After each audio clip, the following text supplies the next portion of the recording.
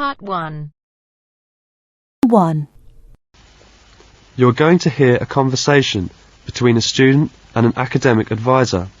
First, you have some time to look at questions 1 to 4.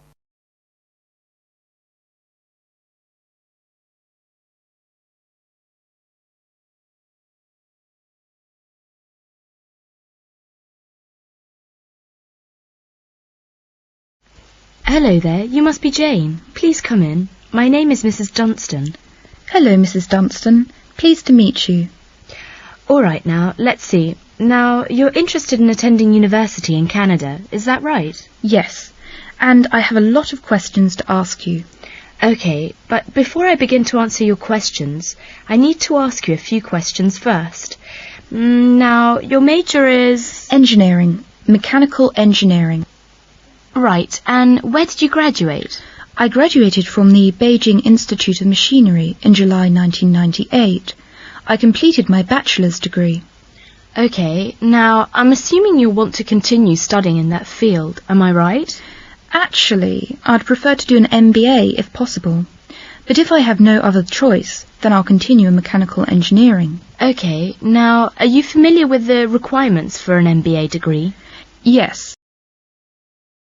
Before you hear the rest of the conversation, you have some time to look at questions 5 to 10.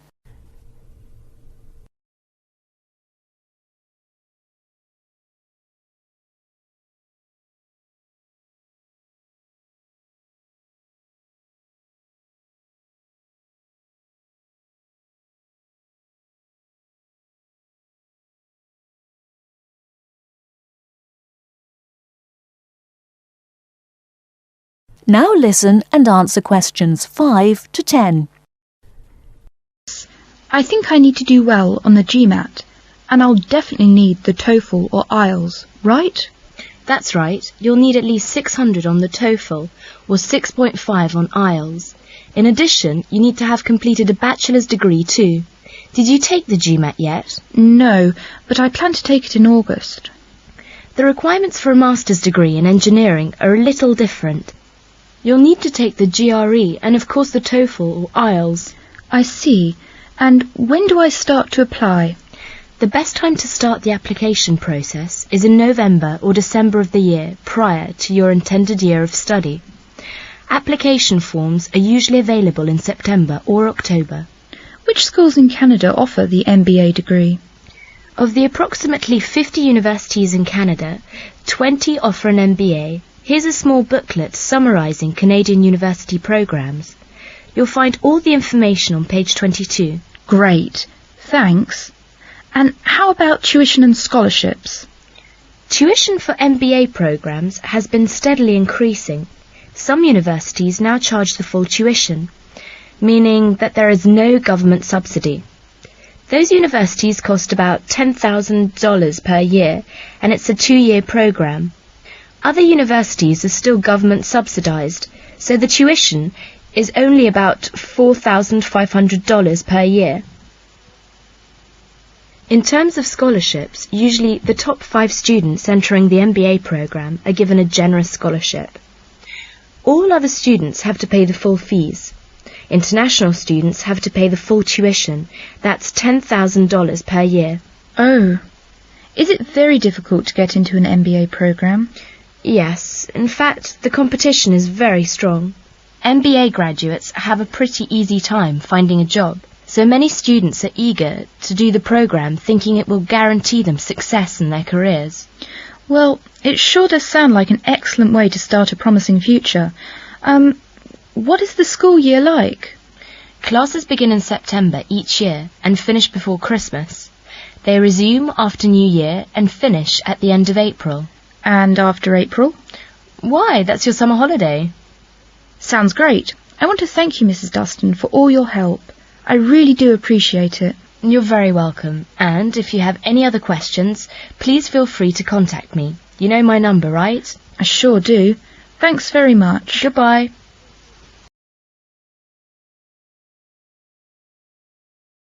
That is the end of part 1. You now have half a minute to check your answers.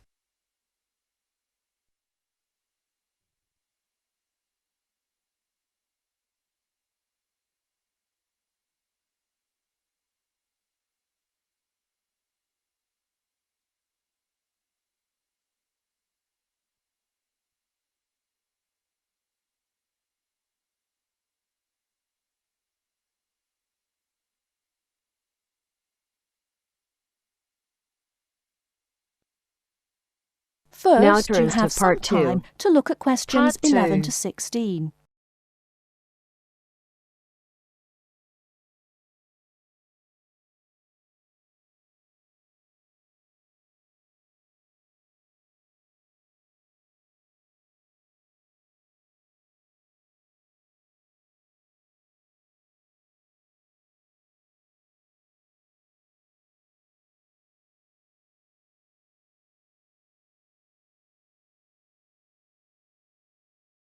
Now, listen carefully and answer questions 11 to 16.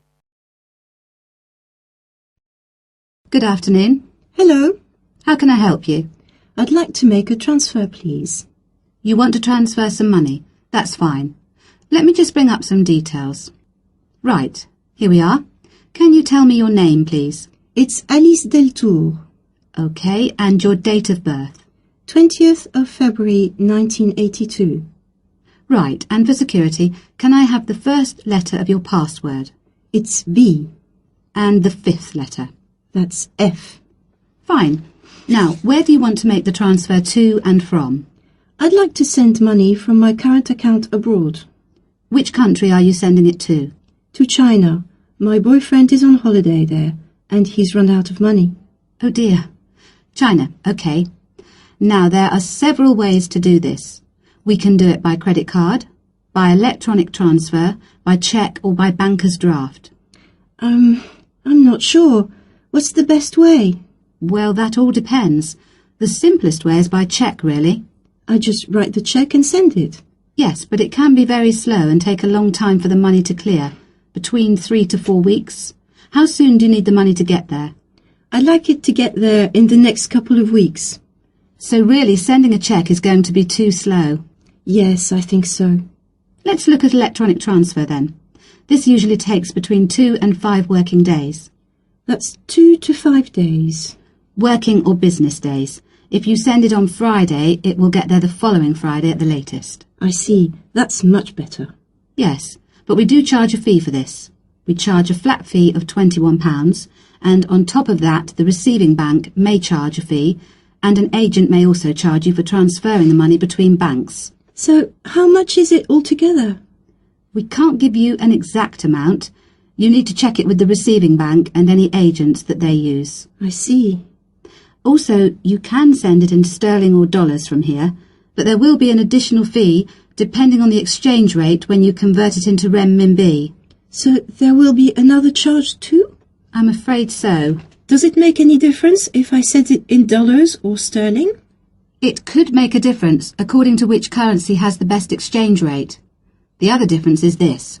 If you send dollars, the amount goes through the US clearing system. We send the money to our branch in London. They then send it to our branch in New York, and the New York branch sends it to the bank in China. It goes all around the world then.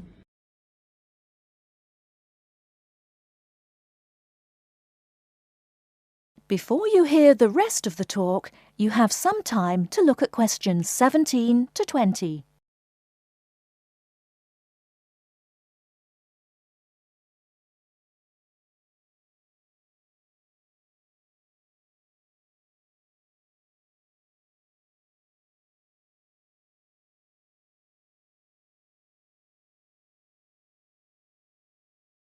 Now listen and answer questions 17 to 20.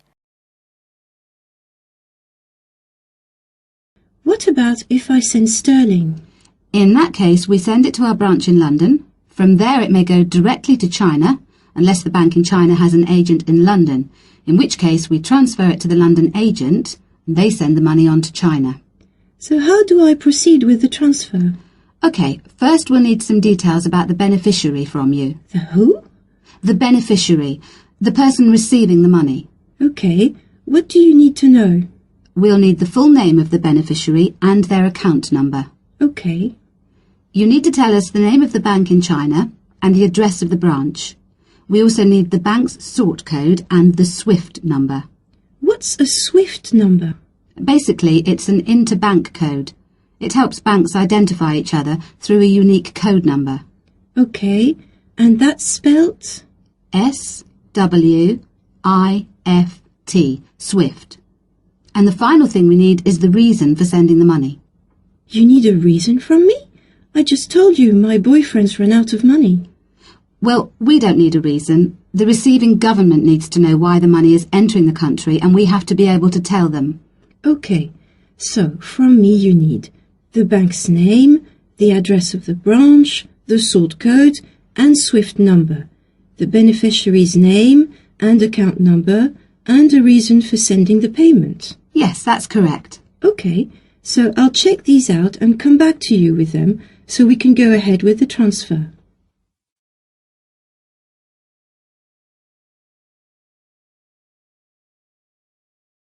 That is the end of part 2. You now have half a minute to check your answers.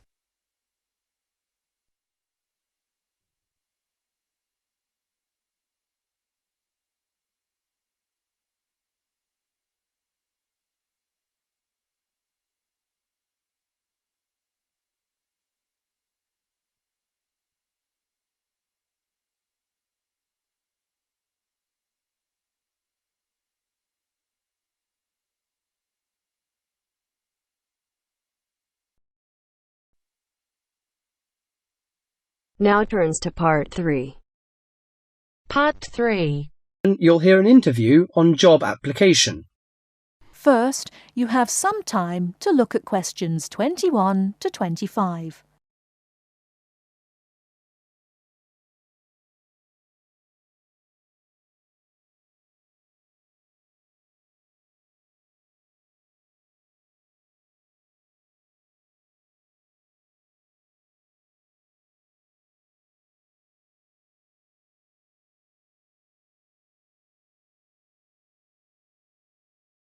Now listen carefully and answer questions 21 to 25. These days it's hard enough to find a suitable job, let alone get as far as an interview. Dozens of people every day send off their curriculum vitae or application form and wait hopefully to be summoned for an interview. Now this, apparently, is where a lot of people fall down because of their inadequacy at completing their application forms, according to Judith Davidson, author of Getting a Job, a popular book which has recently come onto the market. Our reporter Christopher Shields decided to look into this apparent inability of the British to sell themselves, and he spoke to Judith Davidson about it. Judith Davidson lectures at a management training college for young men and women, most of whom have just graduated from university and gone there to take a crash course in management techniques. One of the hardest things is not passing the exams, not passing the course examinations successfully, but actually finding employment afterwards. So Judith now concentrates on helping trainees to set about doing just this. And she tries to work out the reasons why chances of getting a job are pretty small. Very often, a job application or a curriculum vitae will contain basic grammatical or careless spelling mistakes, even from university graduates. Then those that do get as far as an interview become inarticulate or clumsy when they try to talk about themselves. It doesn't matter how highly qualified or brilliant you may be, if you come across as tongue-tied and gauche, your chances are quite slim. What are other problems of the application forms? Some letters are dirty and untidily written, with finger marks all over them and ink blots or even coffee stains. Others arrive on lined or flowered or sometimes scented paper, none of which is likely to make a good impression on the average business-like boss. Many people are unable to make that initial impact with an employer. In fact, it needs techniques to send an application which will stand out from the rest and persuade the employer you're the right one for the job. This prompted an enterprising young man called Mark Ashworth, a recruitment consultant himself, to start writing job applications for other people for a fee as a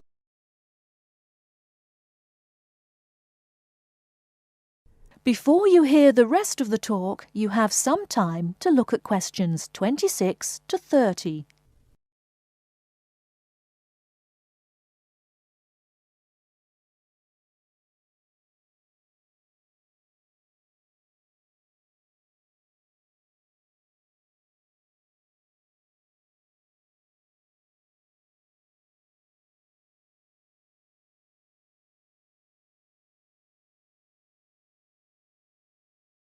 Now listen and answer questions 26 to 30. He told me he got the idea in America, where it's already big business, and in the last few months alone he's written over 35 CVs.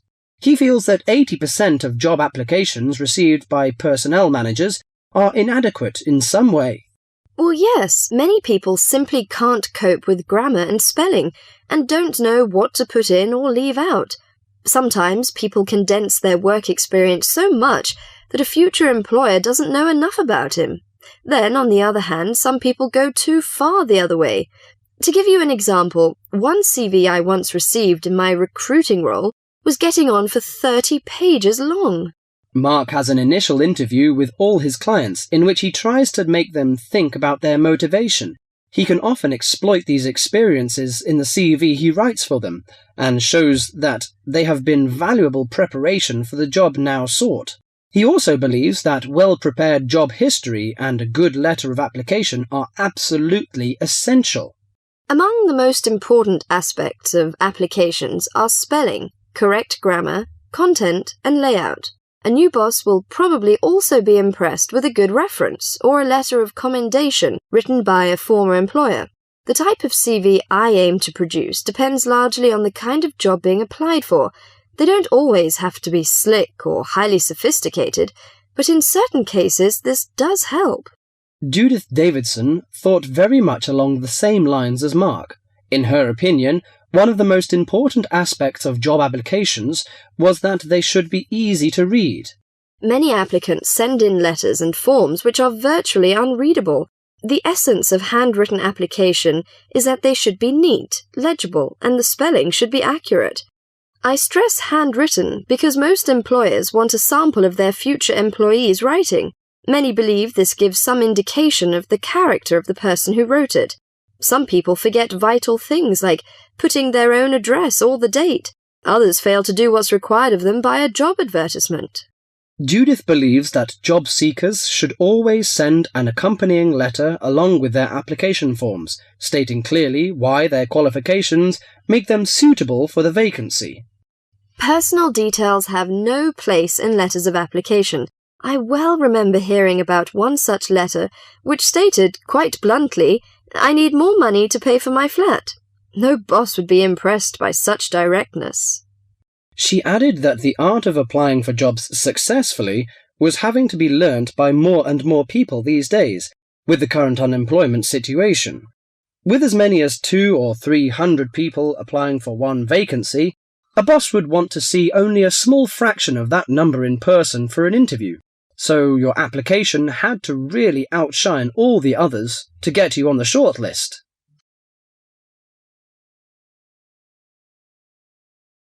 That is the end of part 3. You now have half a minute to check your answers.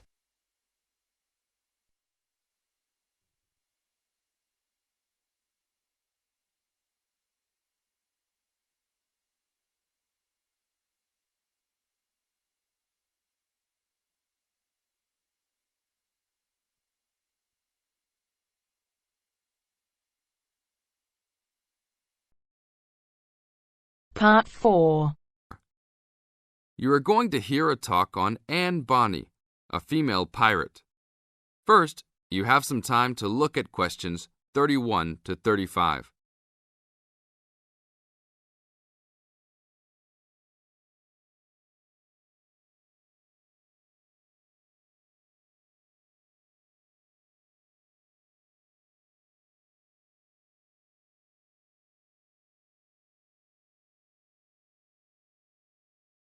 Now listen to the tape and answer the questions.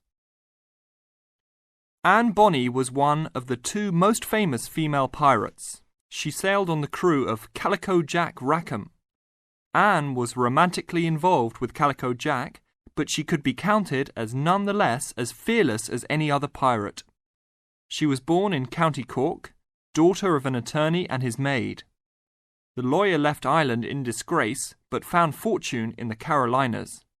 There, he amassed a fortune and bought a large plantation. A ne'er-do-well pirate sailor named James Bonny married Anne in an attempt to steal the plantation, but Anne's father instead disowned her. Bonnie then took Anne to the Bahamas, where he turned informer to Governor Woodes Rogers, turning in any sailor he didn't like as a pirate for a handsome reward. Anne quickly grew to dislike her spineless husband and quickly caught the eye of one Calico Jack Rackham, a pirate of some renown. Governor Rogers had recently passed an amnesty for pirates, which left Bonnie out of work. The admiration between Anne and Calico was mutual. Calico Jack was a handsome man who knew how to spend money as well as steal it. Anne was a well-endowed lass with a fiery spirit and a temper that matched that of any man. In any event, Calico offered to buy Anne from Bonnie, but Bonnie instead took the matter up with Governor Rogers, who said that Anne was to be flogged and returned to her true husband. That night, Calico and Anne slipped out in the harbour, stole a sloop, and began a life of piracy together.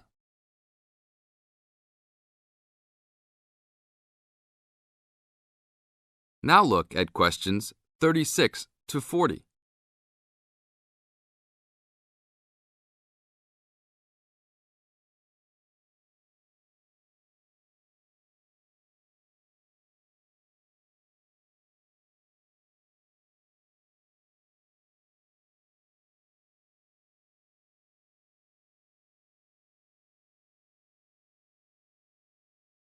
Questions 36 to 40. Anne fought in men's clothing, was an expert with pistol and cutlass, and considered as dangerous as any male pirate. She was fearless in battle, and often was a member of any boarding party. In October of 1720, retribution was close at hand. The governor of Jamaica, hearing of Calico's presence, sent an armed sloop to intervene and capture the captain and crew. Calico's ship, Revenge, was caught by surprise, and much to Anne's dismay, the pirates fought like cowards and were taken far too easily. Anne and Mary Read were also captured, but, upon capture, confessed their sex and pleaded to be tried separately after they gave birth. Both women were pregnant at the time. Both received separate trials from the men, but were still sentenced to hang. Mary Read escaped the hangman by dying from fever while in jail. Anne, however, received several stays of execution before mysteriously vanishing from official records. It is believed that her father, who had contacts in the island, forgave his daughter for her acts and ransomed her back to the Carolinas, where she assumed a new name and a new life. That is the end of part 4. You now have half a minute to check your answers.